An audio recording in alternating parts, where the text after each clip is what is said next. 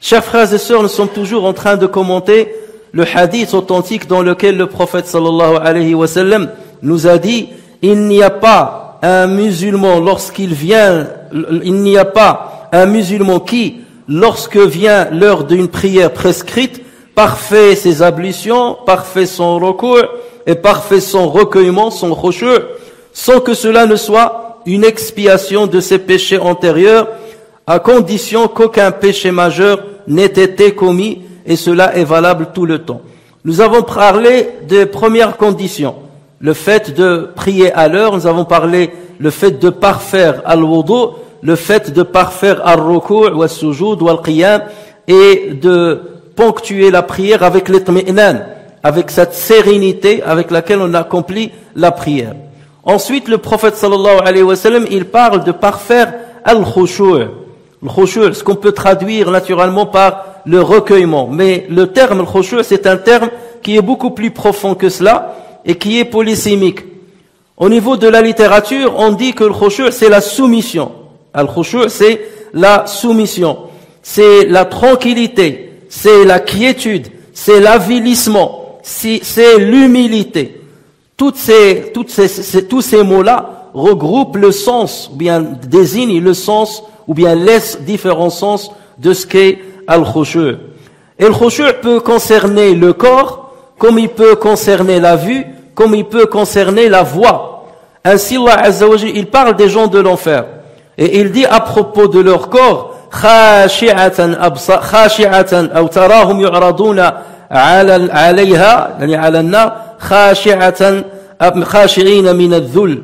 Tu les verras, c'est-à-dire les gens de l'enfer, tu les verras exposés devant l'enfer, confondus dans leur avilissement. Leur corps est complètement plié, confondus dans leur avilissement et regardant d'un œil furtif.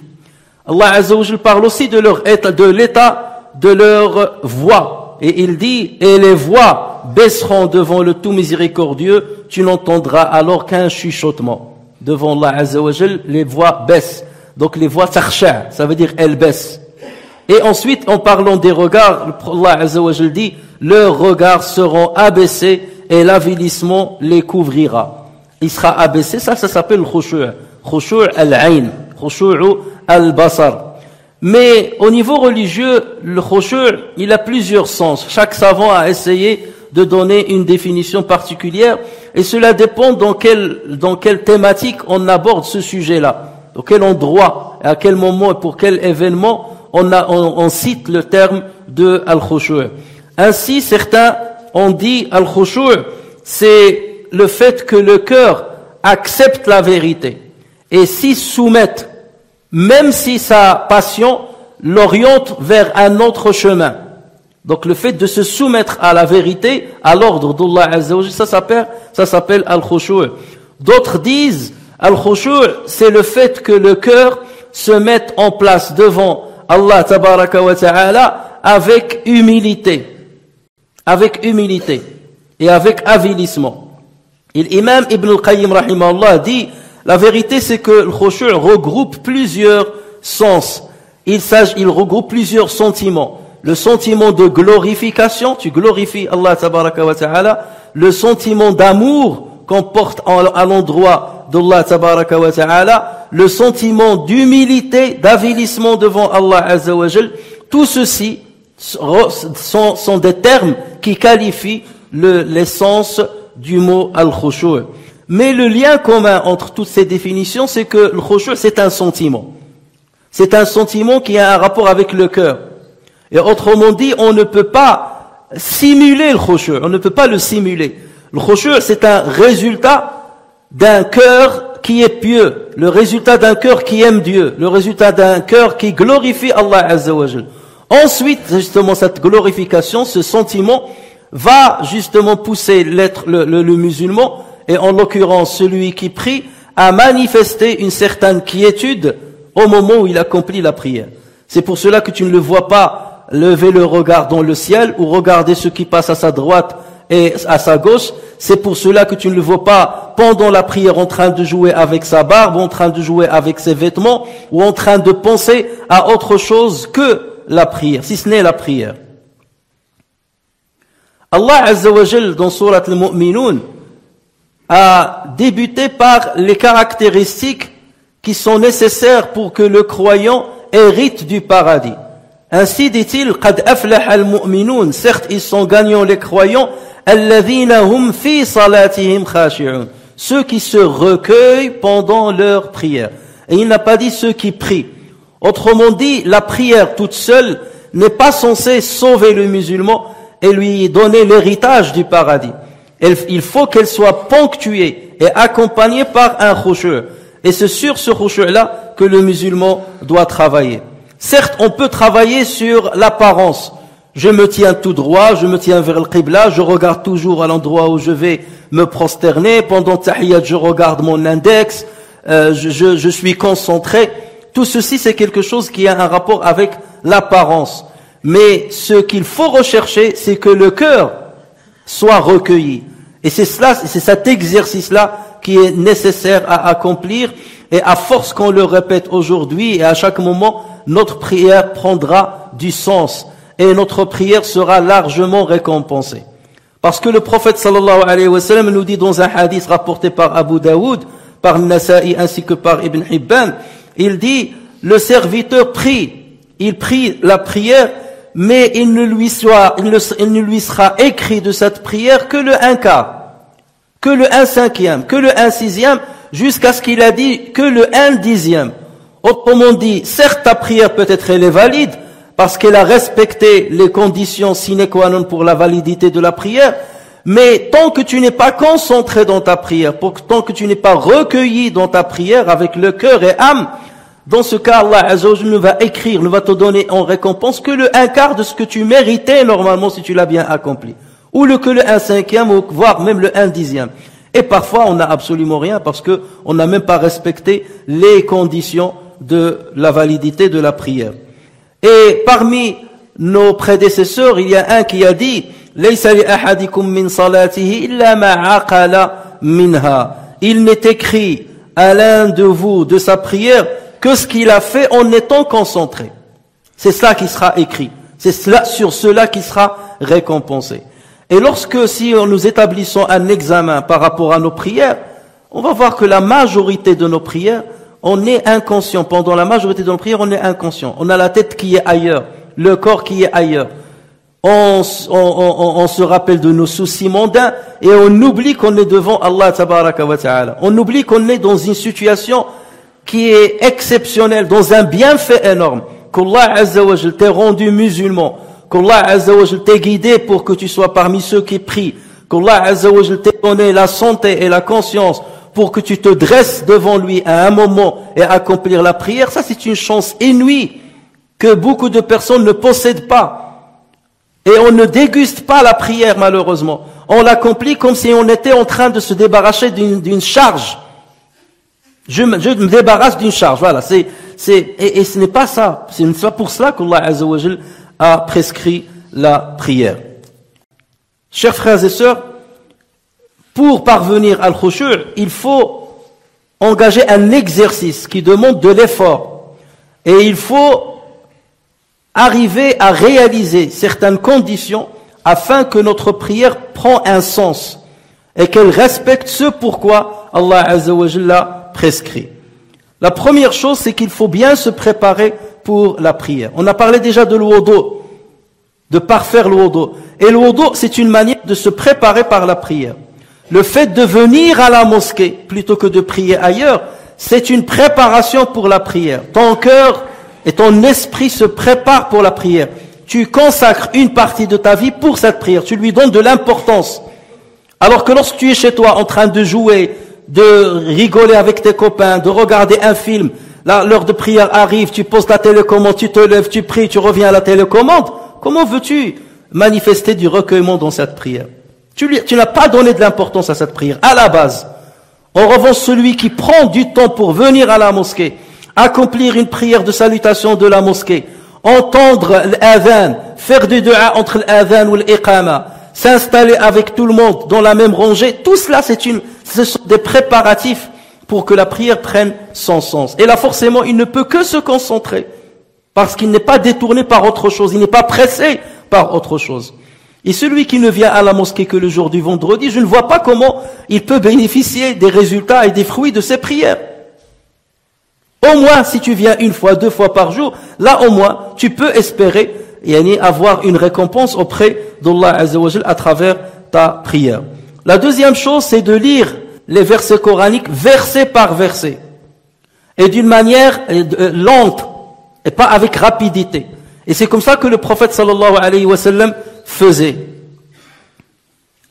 Hafsa radiallahu anha nous rapporte dans un hadith authentifié par Muslim, elle a dit, je n'ai jamais vu le prophète sallallahu alayhi wa sallam accomplir ses prières surrogatoires en étant assis, si ce n'est la dernière année de sa vie. Si là, parce qu'il était fatigué et malade, c'est là où il accomplissait ses prières surrogatoires assis. Et ensuite, elle disait, et il récitait le Coran verset par verset, et lentement, au point que les petites sourates, on avait l'impression qu'elles étaient plus longues que les longues sourates. Tellement il les lisait lentement. Parce que si tu veux être concentré dans ce que tu lis et comprendre ce que tu lis, le travail de la conscience, le travail de méditation est un travail lent. La récitation est un travail rapide. Et on ne peut pas prétendre qu'en lisant rapidement, tu médites rapidement. C'est pas possible. Le travail de l'esprit, il demande de la lenteur. Et la lecture va très vite. Donc autrement, tu dois raccorder ton violon pour que ta méditation va à la même vitesse que ta récitation.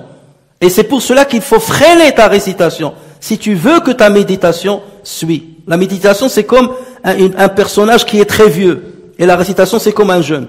Si tu veux qu'il marche sur le même pas, donc il faut freiner la vitesse de la récitation. Sinon, tu ne peux aucunement te concentrer dans ta prière.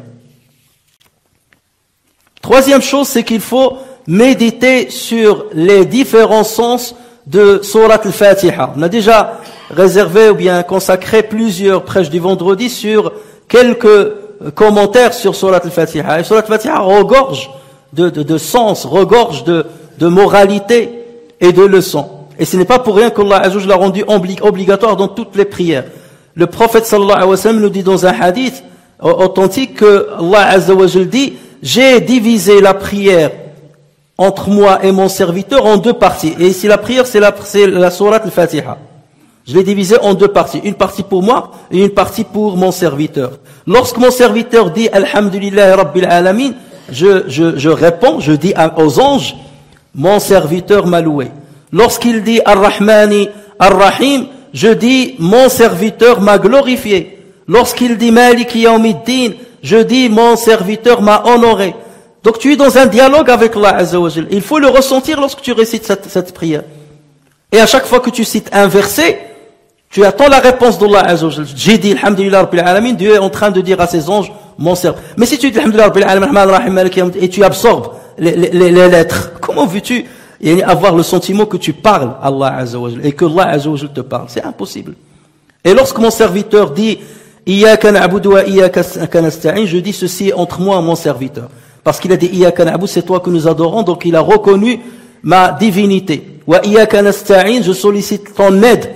Donc dans ce cas, c'est la partie que je lui réserve. C'est je vais t'aider. Et lorsqu'il termine en disant Ihdina as-sirata al-mustaqima sirata alladhina an'amta alayhim ghayril maghdubi alayhim waladdallin, Allah Azza wa Jalla dit ceci à mon serviteur, et mon serviteur aura ce qu'il a demandé. Il m'a demandé de le guider, je vais le guider. Donc vous voyez qu'il y a un échange dans cette prière, dans cette sourate. Et il faut ressentir ce dialogue entre toi et ton Seigneur pendant la récitation de cette sourate. Et celui qui se concentre dans cette récitation, dans cette sourate, il se concentrera dans le reste. Et celui qui a la tête perdue, en lisant le Fatiha, la tête sera encore plus perdue dans ce qui reste de sa prière. Et ce qui est vrai pour le Fatiha l'est aussi pour les autres sourates. Et ceci, on ne peut y parvenir qu'avec l'enseignement, qu'avec l'apprentissage. Il faut avoir un minimum d'apprentissage et apprendre sa religion. Il n'y a pas aujourd'hui une mosquée, même ici en France, où on n'enseigne pas tajwid, où on n'enseigne pas tafsir al-Qur'an al-Karim, où on n'enseigne pas la sira du prophète sallallahu alayhi wa sallam. Pourquoi l'un de nous ne consacrerait-il pas 1 heure par semaine ou 2 heures par semaine pour connaître mieux sa religion? Et tout ceci, c'est un investissement qui va lui servir au moment où il va faire la prière. Tout ce que tu apprends va te servir pendant la prière. Le prophète sallallahu alayhi wa sallam lisait souvent les dernières sourates du Coran, le Mufassal, depuis surat al-Hujurat jusqu'à la fin. C'est ce qu'il lisait le plus dans ses prières. Pourquoi? Parce que ces sourates, ils parlent de l'au-delà. Ils parlent de l'aqida. Ils parlent de l'essentiel. Ils parlent du jugement devant Allah Azza wa Jal. Et lorsque le musulman se rappelle de la mort et de ce qui viendra après la mort, il retrouve un équilibre. S'il est détourné par la pauvreté ou par les aléas de la vie ou par les épreuves de la vie, en se rappelant de l'au-delà, il va se redresser. S'il est égaré par ses richesses, par les problèmes financiers, parce que tellement il gagne sa vie qu'il n'arrive pas à trouver sa quiétude, c'est dans la prière où il va trouver la quiétude lorsqu'il va se rappeler qu'il va retourner vers Allah Azza wa Jal. Et c'est là où il va mieux placer ses priorités dans une échelle bien équilibrée, au vu de ce qu'Allah Azza wa Jal ordonne ou au vu de ce qu'Allah Azza wa Jal interdit. La dernière chose, ses frères et sœurs, ou bien l'avant-dernière chose, c'est de s'efforcer à invoquer Allah Azza wa Jal pendant la prosternation. Et multiplier les formules d'invocation. Il ne faut pas toujours dire la même formule, ce que tu as appris par cœur. Parce que quand on répète ce qu'on a appris par cœur, on oublie de méditer sur ce qu'on dit. On n'a pas l'impression qu'on demande à Allah Azza wa Jal. Et c'est pour ça qu'il faut diversifier. Dans une raka'a, tu invoques Allah d'une manière. Dans la deuxième raka'a, tu l'invoques d'une autre manière. Et ainsi de suite. Parce que c'est là où ton cœur va être présent. Tu vois quels sont tes soucis. De quoi as-tu besoin? Qu'est-ce que tu espères d'Allah Azza wa Jal? Tu veux le glorifier, tu veux lui faire des louanges, c'est le moment. Alors formule des bonnes phrases. Formule des bonnes phrases devant Allah Azza wa Jal. Lorsque tu fais tu envoies ton CV pour être embauché quelque part, on te demande d'écrire une lettre de motivation. Et tu essaies d'exceller dans tes motivations. Et tu choisis les meilleures paroles. Qu'en est-il lorsque tu es devant ton Seigneur? C'est là où il faut faire formuler les meilleures paroles. Et réfléchir aux bonnes invocations et aux meilleures paroles. Et c'est une manière, justement, de bien se recueillir pendant la prière. Et la dernière chose, c'est se rappeler aussi de quelques histoires de nos prédécesseurs, comment ils accomplissaient la prière. On disait que certains étaient comme une pierre, ils ne bougeaient pas pendant leur prière. Ali ibn al-Hussein, radiallahu anhuma, lorsqu'il voulait accomplir une prière, il jaunissait. Il devenait jaune lorsqu'il faisait ses ablutions. Et on lui a dit, mais qu'est-ce qui t'arrive? Pourquoi tu es devenu comme ça? Il leur disait, mais vous ne savez pas devant qui je vais me dresser? Vous ne savez pas devant qui je vais rencontrer là tout de suite? Regardez comment il se préparait à cela. Ibn al-Munkadir, rahimahullah, une fois, il a commencé à faire une prière et il a explosé de pleurs. Sa famille se sont rapprochés de lui. Qu'est-ce qui t'arrive? Il n'arrivait pas à répondre, tellement il pleurait. Donc ils ont envoyé à son ami Abu Hazim. Ils ont dit, viens voir ton ami. Là, il n'arrive pas à nous parler, il pleure, on ne sait pas ce qui lui arrive. Il est venu le voir. Il a commencé à le calmer. Qu'est-ce qui t'arrive? Et l'autre, il pleurait jusqu'à ce qu'il soit calmé. Et il lui a dit, j'ai récité un verset pendant ma prière. Et c'est lui qui m'a mis dans sa tête. Il lui a dit, c'est quoi le verset? Il a dit, lorsqu'Allah a dit, وَبَدَا لَهُم مِّنَ اللَّهِ مَا لَمْ يَكُونُوا يَحْتَسِبُونَ. Il leur apparaîtra de la part d'Allah ce qu'ils n'avaient jamais imaginé. Là, Allah, il parle des injustes, mais lui, il a considéré qu'il peut être dans cette situation. Il se peut que devant Allah, moi je viens en espérant la miséricorde de Dieu, en espérant le paradis, en espérant qu'il me pardonne, et peut-être que devant Allah, je retrouvais autre chose que ce que j'attendais. Donc lorsqu'il a lu ce verset, et il leur apparaîtra de la part d'Allah ce qu'ils n'avaient jamais imaginé, il a explosé de pleurs. Et Abu Hazim a commencé aussi à pleurer avec lui. Aussi bien que sa famille est venue, la famille de Ibn al-Munkadir, et on dit, mais on t'a appelé pour l'apaiser, et voici que tu lui rajoutes des pleurs sur des pleurs. Et il leur a dit, ce qu'il a fait pleurer est quelque chose d'énorme. Voici pourquoi il pleure. Donc ces histoires sont censées justement nous donner de la motivation afin de parfaire nos prières. Si on veut qu'Allah Azza wa Jalla nous pardonne, et si on veut que nos prières prennent un sens dans notre vie et ponctuent bien notre vie, sinon on est en train de fatiguer pour peut-être pas grand-chose. C'est Allah Azza qui sait. Mais en tout état de cause, il faut qu'on fournisse le maximum d'efforts. C'est ça le mujahadat nafs. Il faut qu'on fournisse le maximum d'efforts pour espérer avoir un retour positif de la part de notre Seigneur.